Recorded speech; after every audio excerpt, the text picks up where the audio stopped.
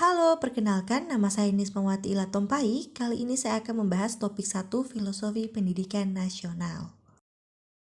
Perkembangan pendidikan nasional di Indonesia. Pendidikan di Indonesia dimulai sebelum kemerdekaan, tepatnya pada masa penjajahan Hindia Belanda. Pada saat itu, pendidikan hanya untuk bangsa Eropa dan bangsa Indonesia yang akan menjadi calon-calon pegawai. Dan calon pegawai tersebut dikhususkan untuk perusahaan-perusahaan Belanda saja. Untuk bangsa Indonesia dibuatlah Sekolah Bumi Putra, khusus untuk para pribumi yang hanya memiliki 3 kelas dengan pemberian pengajaran yaitu membaca, menulis, dan berhitung seperlunya. Hal tersebut bertujuan untuk membantu usaha-usaha Belanda. Dan pada tahun 1992 lahirlah Taman Siswa Yogyakarta yang bertujuan memberikan kesempatan dan hak pendidikan yang sama bagi para pribumi seperti anak-anak bangsa Eropa lainnya. Namun, pendidikan di Indonesia tetap belum merata sebelum kemerdekaan Indonesia. Dan pendidikan sesudah kemerdekaan, yaitu pendidikan di Indonesia sudah mulai merata dan anak-anak Indonesia sudah diwajibkan untuk bersekolah.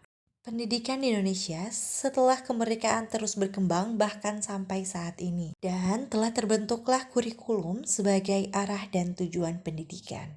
Menurut Bapak Ki Hajar Dewantara, pendidikan dan pengajaran di dalam Republik Indonesia harus berdasarkan kebudayaan dan kemasyarakatan bangsa Indonesia, sehingga menuju ke arah kebahagiaan batin serta keselamatan hidup lahir. Maksudnya, pendidikan Indonesia harus berdasarkan kebudayaan bangsa Indonesia. Hal tersebut bertujuan agar kebudayaan di Indonesia tidak punah.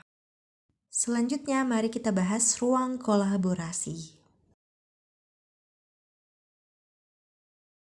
Apa praktik pendidikan saat ini yang membelenggu kemerdekaan peserta didik dalam belajar dengan melihat perjalanan pendidikan nasional sebelum kemerdekaan dan sesudah kemerdekaan?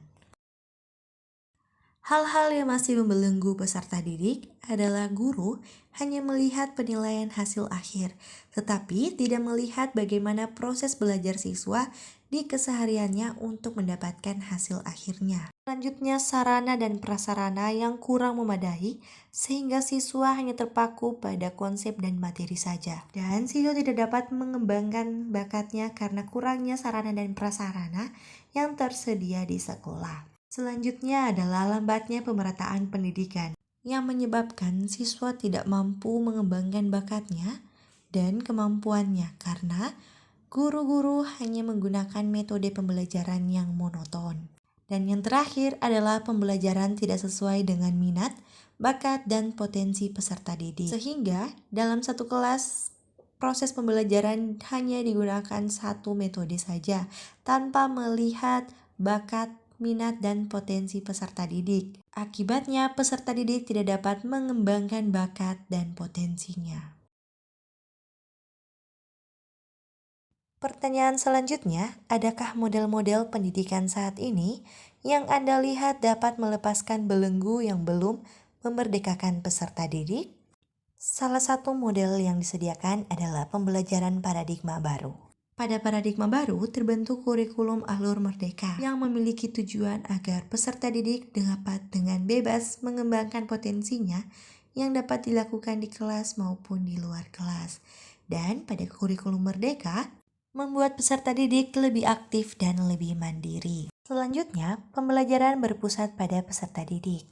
Bertujuan untuk peserta didik lebih aktif dalam mengembangkan pengetahuannya. Hal tersebut berupaya untuk memperbaiki pendidikan Indonesia sehingga peserta didik menjadi lebih aktif dalam proses belajarnya. Dan yang terakhir adalah pembelajaran berdiferensiasi, merupakan pembelajaran yang berorientasi pada kebutuhan peserta didik, sehingga membuat siswa dapat mengembangkan potensinya sesuai dengan kemampuan dan kesiapan belajarnya. Maka pembelajaran paradigma baru sangat berperan penting dalam proses melepas belenggu peserta didik dalam memerdekakan proses belajarnya. Karena peserta didik telah mampu melakukan proses pembelajaran yang mandiri, bebas, dan lebih aktif dalam proses pengembangan kompetensi dan karakternya. Dan pertanyaan yang terakhir adalah, Apa yang Anda tawarkan sebagai model pendidikan yang dapat melepaskan belenggu dan memerdekakan peserta didik? Model pendidikan yang memerdekakan peserta didik yang dapat dilakukan seperti penilaian dilakukan tidak hanya berpacu pada nilai hasil belajar, tetapi bagaimana proses belajar siswa atau asesmen proses belajarnya. Kemudian, peserta didik juga bisa dengan mandiri meningkatkan pemahamannya sendiri dan guru menyiapkan metode mengajar sesuai dengan tingkat pemahaman peserta didik dan juga dapat memfasilitator peserta didiknya untuk dapat dengan bebas mengembangkan kemampuan dan bakat melalui ekstrakurikuler. Itulah tadi pemaparan dari saya. Sekian dan terima kasih.